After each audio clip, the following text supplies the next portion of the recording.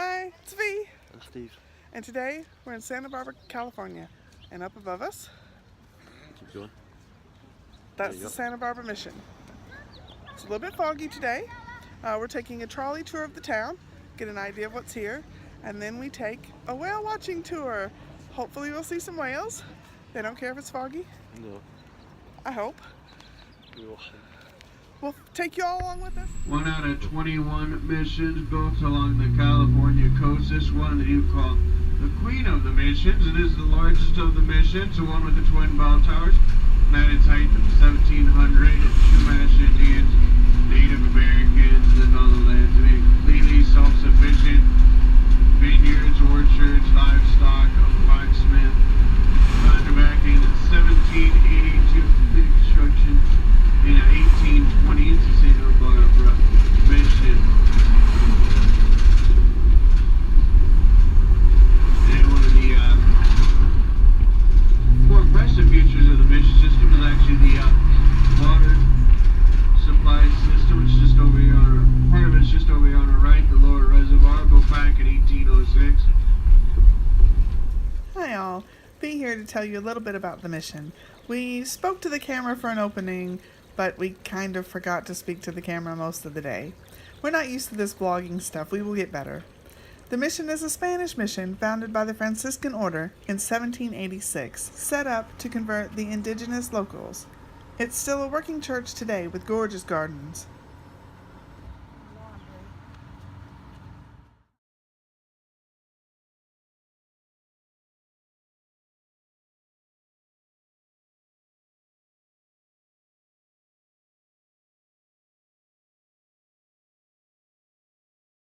Okay, this is the trolley that we're taking for the tour.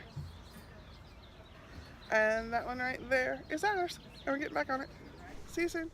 For the rest of the video, I'll let you listen to the tour guide. He does say some pretty interesting things. Apologies for any wind noise. It was a bit windy. Thank you all so much for watching. Really hope you enjoy. If you do, please subscribe. This is what we know in the Santa Barbara Courthouse, built back in 1929. Up on our left, you go up there, visit, get a really beautiful view of the city. Sunken Gardens over here on our left. It's a registered national landmark, one of the most photographed buildings in the country after the White House. Santa Barbara Courthouse, completed 1 month before the stock market collapse, sitting on the Great Depression. It's still an active courthouse. You have judges and juries, trials go on. It used to be the whole county building, so there's a lot of different stuff inside of it. It wasn't just a courthouse. It even had the jail on the other side of the building, and they were originally going to grow into it over time, but then it was designated a national landmark, so they couldn't add anything to it. Now it's pretty much just a courthouse.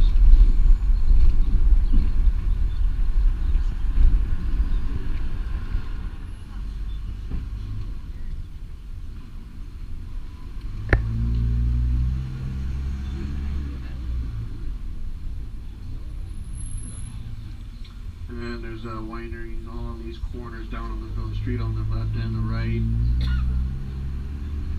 Santa Barbara Winery over here on the right. They were the first vineyards and wineries in the county. Now there's hundreds and hundreds of them. The whole valley, which is right on the other side of the mountains, is full of vineyards of different grapes. Make a bunch of wines here in Santa Barbara County.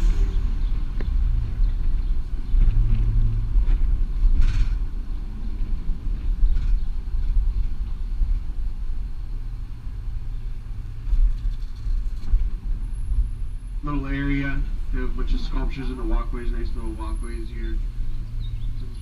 At the guy watching the window, that's a sculpture of Benjamin Franklin. That's this kid over here on the right. Fitting because it is right next to the art museum, which is over here on the right. Doing some renovations, but it isn't open right now during the renovations. I've mentioned that 25 earthquake a few different times. Did really change Santa Barbara. They put the height restrictions.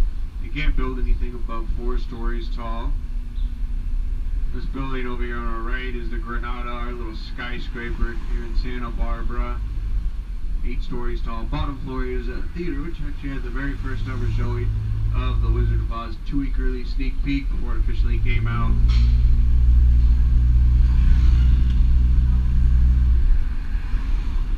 The Granada, 1923.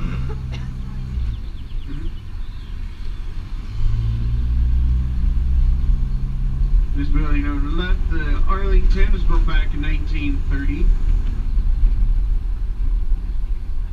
Built back in 1930. Do have the Santa Barbara International Film Festival happens here every February, and a lot of celebrities go there and accept awards at the Arlington during the film festival. Presidio of Santa Barbara.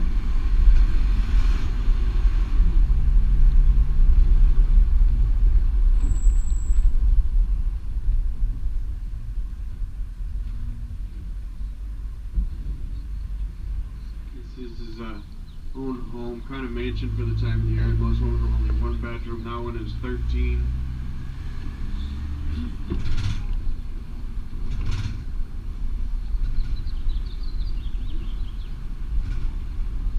And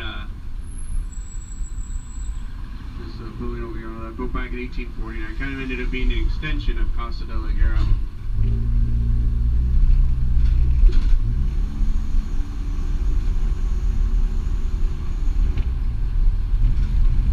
Back in 1850, when California was introduced into the Union, the city council got formed, decided that they were going to have all the streets made. They decided that they want a very straight street.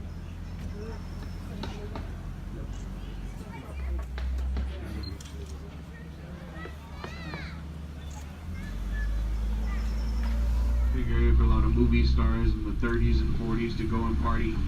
And you can use the Coral Casino for free for the day. Just got a book stay over here on our right at the Biltmore Four Seasons, our 5-star hotel. But you can't buy one of the cheap $1,000 rooms. You have to go for like the $2,000 rooms. Then you're given access to the Coral Casino.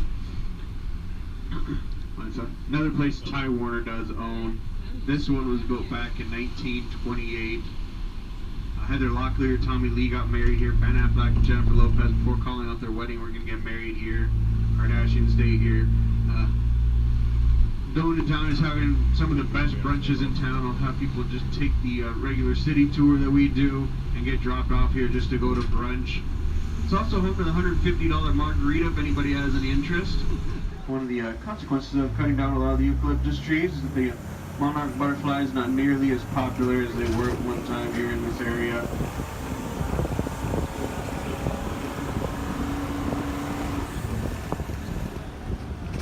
Still be in the family. I don't know who's going to get Jacob Plot, but now Ben Parker is also buried here.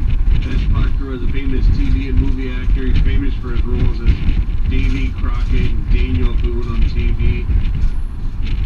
Also builds a hotel here in Santa Barbara. We'll go by in just a moment.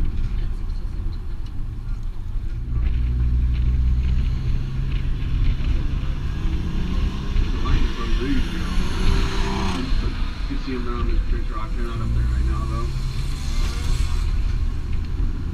Volleyball courts of East Beach. Here on the left, some of the first professional beach volleyball tournament is played right here on these courts.